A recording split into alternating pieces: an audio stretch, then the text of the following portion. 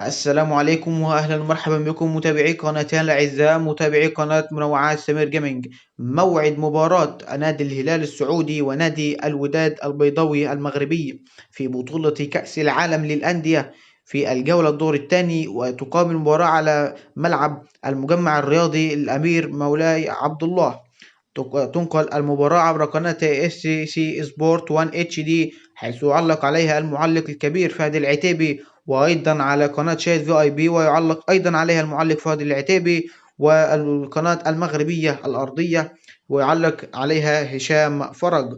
وتقام المباراة في تمام الساعة 4:30 مساء بتوقيت القاهرة، حيث تحدث الأرجنتيني رامون دياز المدير الفني الأول لكرة القدم بنادي الهلال السعودي عن المواجهة المرتقبة أمام الوداد المغربي في كأس العالم للأندية.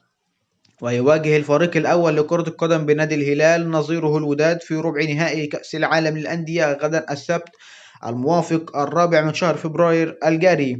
ويواجه الفريق الأول لكرة القدم بنادي الهلال نظيره الوداد في ربع نهائي كأس العالم، حيث تبدأ أحداث المباراة عند الساعة 4:30 عصرا بتوقيت القاهرة، 5:30 بتوقيت مكة المكرمة، والساعة 6:30 بتوقيت أبو ظبي.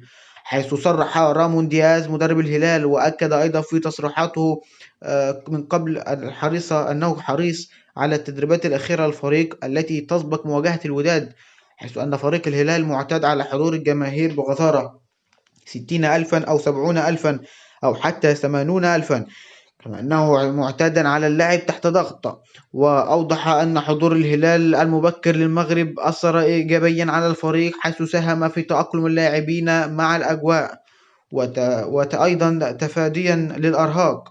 حيث قال أيضا في تصريحاته، حيث كشف مهدي النفطي مدرب الوداد المغربي عن الطريقة التي استعد بها لمواجهة الهلال، ويستعد الوداد لمواجهة الهلال أيضا في نفس المباراة.